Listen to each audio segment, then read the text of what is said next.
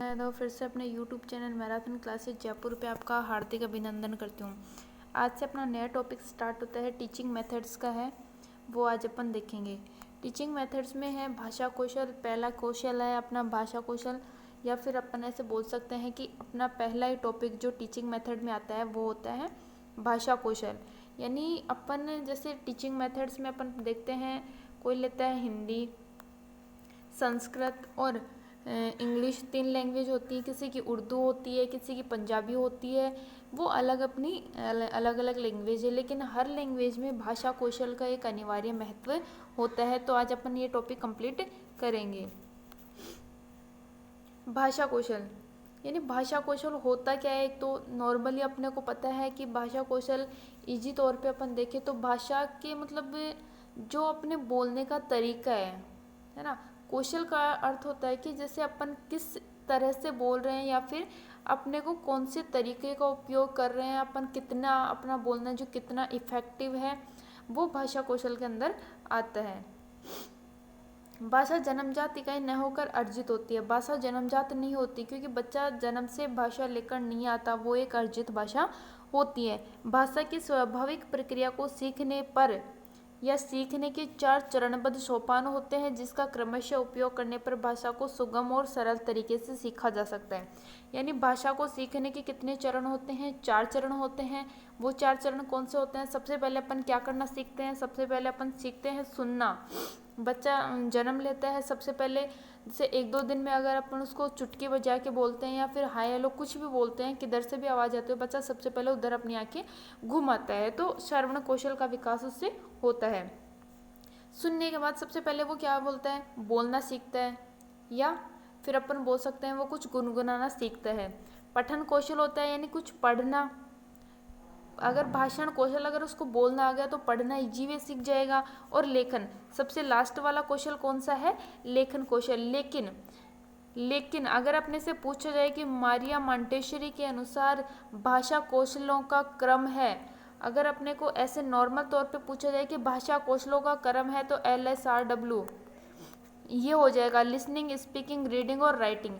लेकिन अगर अपने को स्पेशल तौर पे मारिया मॉन्टेसरी के अनुसार पूछा जाए कि भाषा कौशलों का कौन सा है, तो उन्होंने इन दोनों को आगे पीछे कर दिया। यानी LS ये तो कंप्लीट है, लेकिन इन्होंने WR कर दिया, यानी पहले लिखना और बाद में पढ़ना सीखता है। तो यानी श्रवण, भाषण, लेखन और पठन मारिया मॉन्टेसरी के अनुसार, लेकिन नॉर्मल तौर पर LSRW ही इसमें आएगा। तो स्टार्ट करते हैं श्रवण कौशल। अब श्रवण कौशल होता क्या है तो वो देखते हैं। श्रवण कौशल प्रथम कौशल होता है, एक ऐसा कौशल जिसमें भाषा का परिचय होता है। यानी श्रवण कौशल क्या होता है? जिसमें अपन भाषा सीखने का, या फिर अपने को पहले बोल सकते हैं कि जैसे बच्चा चलने के लिए पैर उठाता है, वैसे कुछ सीखने के लिए सबसे पहले श्रवण कौशल होना अनिवार्य होता है। वह कौशल आदर्श वाचन क्रिया से संपन्न होता है। इस कौशल में छात्रों को भाषा के अनुकरण में सबसे अधिक सहायता मिलती है। यानी जो श्रवण कौशल है उसी के माध्यम से बच्चा क्या करता है? अनुकरण करता है, और अनुकरण करके उसका सीखता है। यह कौशल अन्य 3 कौशलों का आधार होता है। यानी सबसे पहले और कौशलों को सीखने से पहले इसका मतलब जो अपन बेस तैयार करते हैं, जो आधार होता है, यानी जो मकान बनाने के लिए जैसे सबसे पहले नींव धरी जाती है, ऐसे ही भाषा कौशल सीखने के लिए सबसे पहले श्रवण कौशल का विकास होना बहुत जरूरी होता है। इस कौशल में 2 उद्देश्य संपन्न होते हैं। अब श्रवण कौशल से कौन से 2 उद्देश्य संपन्न होते हैं? शब्द के अर्थ भाव को ग्रहण करना। अगर अपन सुन रहे हैं तो अपन जिस शब्द को सुन रहे हैं, जिस वाक्य को सुन रहे हैं, जिस पैराग्राफ को सुन रहे हैं, उस वाक्य, पैराग्राफ या शब्द का अपने को अर्थ या भाव ग्रहण हो जाता है, या अपन उस अर्थ या उसका भाव जो अपन समझ लेते हैं। भाव प्रकटीकरण, यानी अगर अपन जैसे कोई है बोल रहा है, अपन सुन रहे हैं, ठीक है, तो अपन तो उसका भाव ग्रहण कर रहे हैं, लेकिन जो बोलने वाला है वो अपने भाव प्रकट कर रहा है, अपनी सहमति प्रदान कर रहा है। उसको सुनकर अपनी सहमति प्रदान करते हैं, या फिर उसके भाव को अपन सीख सकते हैं। नेक्स्ट आ रहा है अपना श्रवण कौशल के साधन। अपन श्रवण कौशल किन किन साधनों से अपन उसका विकास कर सकते हैं, या श्रवण कौशल किन किन माध्यमों से अपने को होता है। परिवार के सदस्य, सबसे पहले बच्चा परिवार के सदस्यों में रहता है, वह जैसी भाषा बोलते हैं, जैसे वातावरण में रहते हैं, बच्चा उसी के अनुरूप श्रवण कौशल का उसका विकास होता है।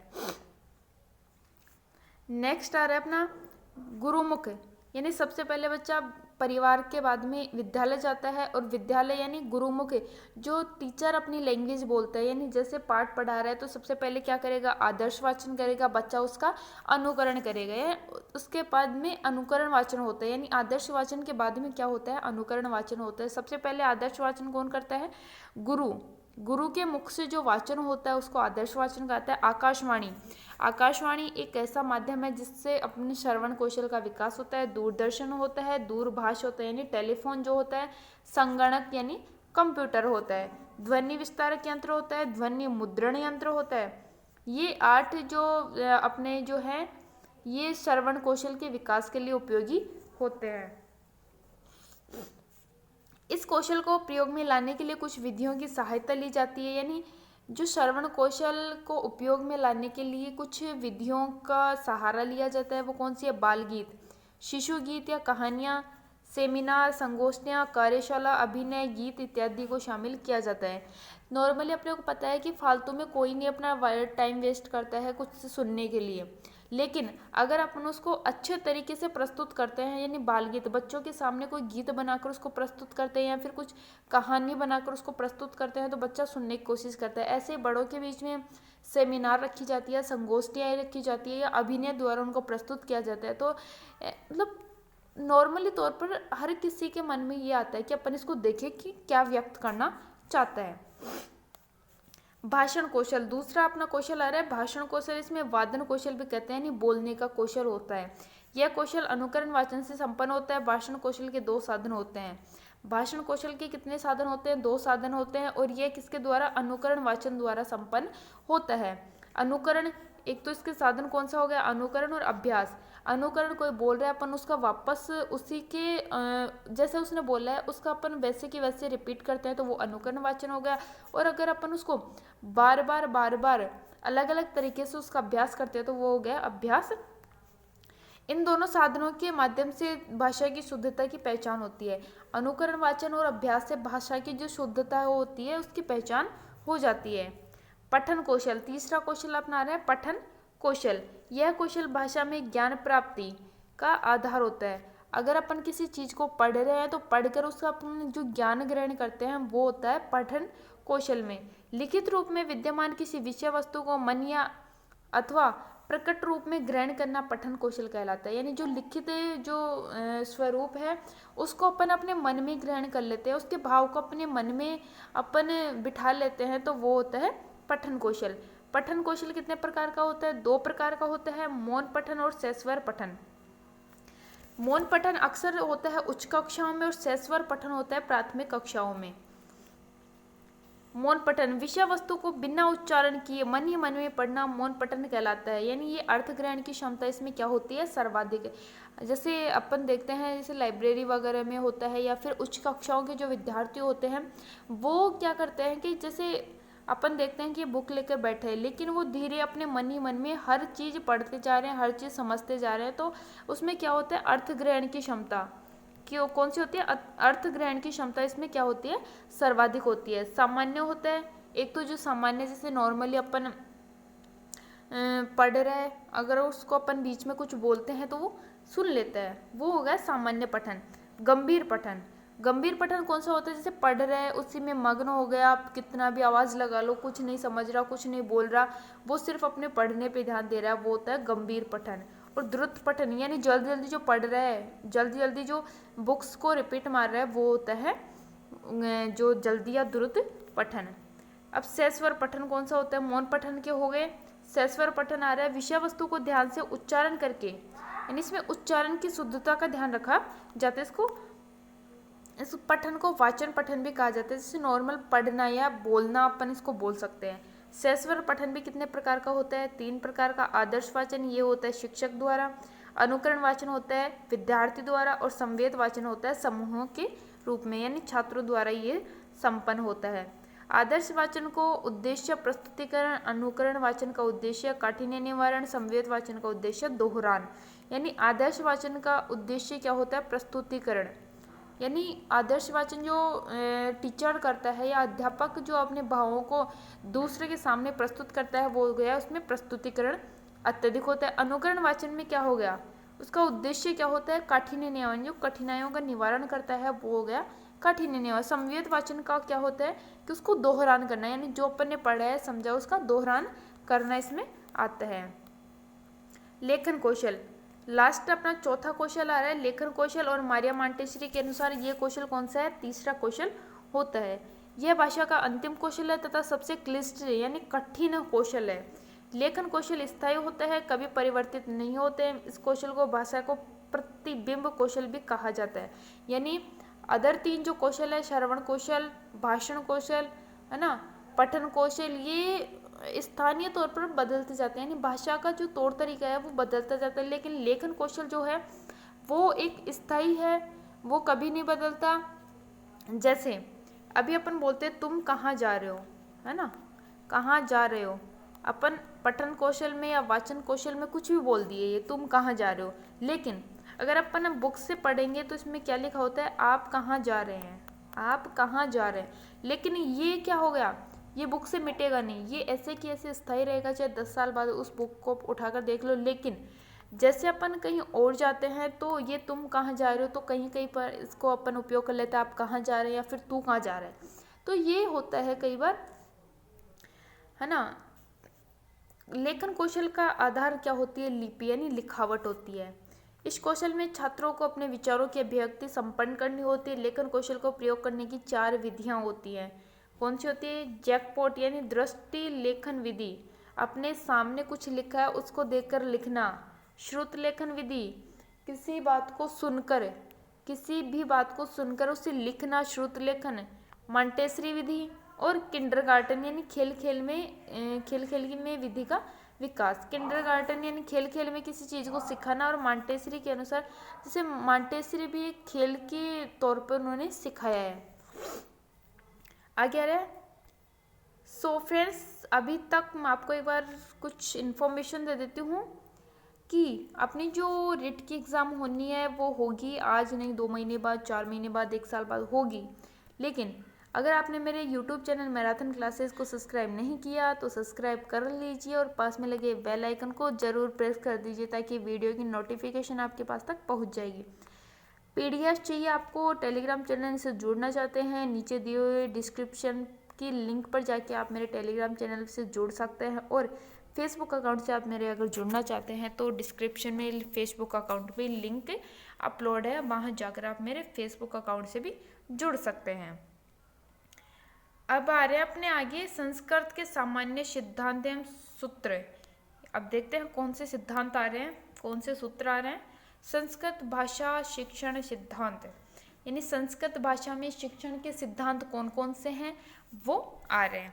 स्वाभाविकता का सिद्धांत, कौन सा है पहला, स्वाभाविकता का सिद्धांत, यानी अपन अपने स्वभाव के आधार पर कुछ सीखते हैं, जोर जबरदस्ती से अपने कुछ भी नहीं सिखाया जा सकता। स्वाभाविकता का स्वभाव से आधार पर अपन सीखते हैं।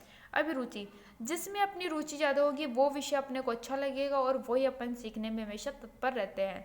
जैसे किसी को ज्योग्राफी पढ़ना चाहिए, मेरे को ज्योग्राफी पढ़ना अच्छा लगता है तो मैं ज्योग्राफी में चाहे कितना भी हार्ड चैप्टर क्यों ना हो मैं उसको कंप्लीट कर लेती हूँ। लेकिन अगर मेरे से कहा जाए कि मैथ में ये चैप्टर कंप्लीट करना है तो मैं उसमें बोर हो जाती हूँ बहुत ज़्यादा। तो जैसे अभिरुचि का सिद्धांत इसमें होता है। किसी की इंग्लिश पढ़ने में रुचि होती है, किसी की मैथ्स में होती है, किसी की साइंस में होती है, सबकी अलग अलग अपनी अभिरुचि है, तो वो अभिरुचि का सिद्धांत हो गया। अभ्यास, अगर अपने को, जैसे अभी मैंने मेरा उदाहरण दिया, मेरे को ज्योग्राफी पढ़ना अच्छा लगता है लेकिन मैथ में मैं मतलब बहुत ज़्यादा बोर हो जाती हूँ। लेकिन अगर मैं मैथ ही मैथ पढ़ती जाऊँगी तो उसमें अभ्यास अगर मैं करती जाऊँगी तो वो मतलब अच्छा होता जाएगा, सब्जेक्ट की जो पकड़ है वो अच्छी हो जाएगी। प्रयत्न का सिद्धांत, अनुकरण का सिद्धांत, प्रयत्न, किसी को सीखने का यत्न करना या प्रयत्न करना, ठीक है। अनुकरण का, किसी चीज़ को देखकर उसका अनुकरण करना, जैसे कोई मैथ्स पढ़ रहा है मैं उसका अनुकरण कर रही हूँ कि वो मैथ्स पढ़ रहा है मैं मैथ पढ़ूँ, तो वो अनुकरण का सिद्धांत इसमें हो गया। बहुमुखी, यानी एक ही विद्या से नहीं, उसको अलग अलग तरीके से अपन अगर सिखाने का प्रयास करते हैं तो अवश्य सीख जाता है। मौखिक कार्य का, मुंह से अपन बोल सकते हैं, यानी उसको लिखावट कम करवा के अगर अपना मौखिक तरीके से उसको ज्ञान अधिक देते हैं तो वो सीखने का प्रयास करता है। क्रम, जैसे किसी को पहले गिनती सिखाते हैं, फिर पहाड़े सिखाते हैं, फिर गुणा भाग जोड़ बाकी वो सिखाते हैं, फिर कुछ संक्रियाएं सिखाते हैं तो वो क्रम का सिद्धांत हो गया। उद्देश्य चयन विभाग किसी निश्चित उद्देश्य का अपन पूर्ति के लिए उस चीज को पढ़ते हैं। अब सिद्धांत, सॉरी ये सिद्धांत यहाँ आना था, सिद्धांत, ठीक है। अनुपात एवं क्रम का सिद्धांत, कौन से अनुपात में और किस क्रम में अपने को सिखाना है। सक्रियता का बच्चा सक्रिय है निष्क्रिय है, यानी वो उस चीज में सीखने के लिए तैयार है या नहीं है। यानी सक्रियता का सिद्धांत अपन उस चैप्टर से ले सकते हैं जो अपने साइकोलॉजी में एक उदाहरण दे रखा था कि अपन घोड़े को तालाब तक ले जा सकते हैं लेकिन उसे पानी पीने के लिए बाध्य नहीं कर सकते, यानी वो सक्रिय नहीं है पीने के लिए, तो अपन उसको जबरदस्ती बाध्य नहीं कर सकते। स्वतंत्रता व्यक्तिक विभिन्नता का सिद्धांत, स्वतंत्रता यानी किसी को जोर जबरदस्ती अपन कुछ नहीं सिखा सकते, वो कोई भी सब्जेक्ट पढ़ने के लिए या फिर किसी भी कार्य को करने के लिए स्वतंत्र है और उसमें व्यक्तिगत विभिन्नताएं भी पाई जाती हैं। बहुमुखी सिद्धांत, बहुमुखी सिद्धांत होता है यानी एक ही प्रक्रिया द्वारा या फिर एक ही सिद्धांत द्वारा अपन उसको कुछ भी नहीं सिखा सकते। सो ये अपने थे जो शिक्षण के सिद्धांत, ये मैंने बता दिया है। स्वाभाविकता का सिद्धांत क्या है। स्वभाव के आधार घर परिवार में समाज में रहकर जो सीखते हैं चार कौशलों का उपयोग करते हैं। अभिरुचि सिद्धांत, पी.सी. एंड महोदय की पुस्तक the principle of teaching method में लिखा है कि जब तक छात्रों को सक्रिय रुचि नहीं होगी तब तक शिक्षण कार्य पूर्ण नहीं हो पाएगा, अतः शिक्षण छात्रों की रुचि होना अत्यंत आवश्यक है। अभ्यास का सिद्धांत, इस सिद्धांत का अपर नाम है क्रियाशीलता का सिद्धांत। महर्षि पतंजलि ने अभ्यास के 3 बिंदु बताए, रुचि, निरंतरता और विराम। प्रयत्न सिद्धांत, किसी भाषा को बार बार प्रयत्न करके सीखा जा सकता है, प्रयत्न से ही श्रुति, वाक्य, संरचना, स्वर वाचन, अनुवाद आदि कार्यों में दक्षता प्राप्त की जा सकती है। अनुकरण वाचन, आदर्श वाचन से सुनकर उसका अनुकरण वाचन करना। बहुमुखी, तो इसके पूर्ति के लिए विभिन्न विषयों को ध्यान में रखकर बहुविध प्रयत्न अपनाए जाए। यथा जैसे कारक प्रकरण को पढ़ाने के लिए समस्त कारकों का परिचय एक ही समय में अनेक प्रकार से देना, जैसे उदाहरण एवं नियम सहित है। मौखिक कार्य का सिद्धांत होता है यानी शिक्षण छात्र में सर्वप्रथम छात्रों को सुनकर मुख से बोलने का प्रयास करे। मौखिक अभ्यास का क्रम का हो गया, उद्देश्यों की पूर्ति के लिए निश्चित क्रम का होना आवश्यक होता है। उद्देश्य चयन का निश्चित उद्देश्य का होना आवश्यक है। अनुपात एवं क्रम का सिद्धांत, अनुपात में ही क्रम से शिक्षण करवाना चाहिए। स्वतंत्रता व्यक्ति का सिद्धांत, तो स्वतंत्रता पूर्वक व्यक्तिगत शिक्षण कराना चाहिए जिसमें मंदबुद्धि बालक ना पिछड़ सके। सक्रियता का सिद्धांत क्या होते हैं। श्रव्य दृश्य साधनों का प्रयोग करके बच्चों को सक्रिय करके उसको प्रश्नोत्तर विधि का उपयोग करके उसको कुछ सिखा सके। बहुमुखी सिद्धांत क्या होता है। इस सिद्धांत का मुख्य उद्देश्य छात्रों को प्रयास बहुमुखी होना चाहिए, बहुमुखी प्रतिभा वाले लाने के लिए विभिन्न प्रकार से पढ़ाना चाहिए, यानी मैंने बता दिया विभिन्न प्रकार की प्रक्रियाओं के द्वारा उपयोग करके उसको पढ़ाना चाहिए। अब आ रहे अपने शिक्षण सूत्र, यानी किस प्रकार अपन शिक्षण को कैसे सीख सकते हैं या फिर किस प्रकार बच्चों को पढ़ाया जाना चाहिए, तो वो शिक्षण सूत्र अपने सामने आ रहे हैं।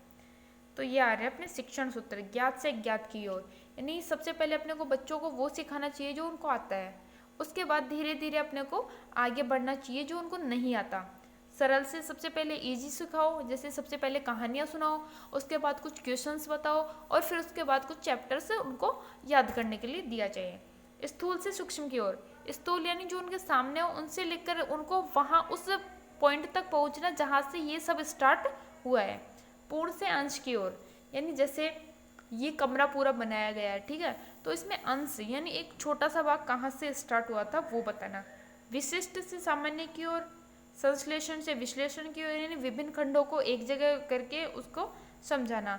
अनिश्चित निश्चित की ओर, अनिश्चित है उसको निश्चित की ओर समझाना। उदाहरण से नियम की ओर, पहले उदाहरण देकर उसको नियम बताना। मनोवैज्ञानिक क्रम से तार्किक क्रम, मनोवैज्ञानिक तार्किक क्रम की ओर, अनुभव से तर्क की ओर, यानी अनुभव उससे जो प्राप्त है उसके तर्क की ओर उसको समझाना। सो फ्रेंड्स, आज का अपना ये चैप्टर यहीं कंप्लीट होता है। मिलते हैं नेक्स्ट वीडियो में।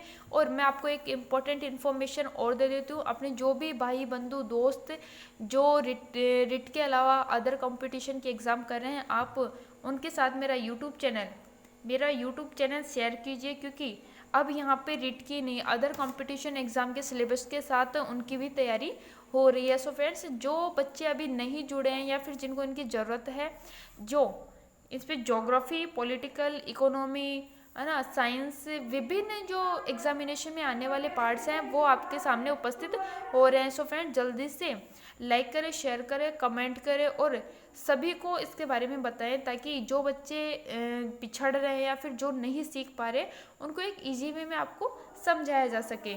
सो फ्रेंड्स लॉकडाउन का फ़ायदा उठाएं और अधिक से अधिक बच्चों को अपने साथ जोड़ें, ताकि आपके साथ साथ उनकी भी तैयारी हो चुकी है। सो मिलते हैं नेक्स्ट वीडियो में, तब तक जय श्री कृष्णा। बने रहिए मेरे YouTube channel marathon classes Jaipur पर।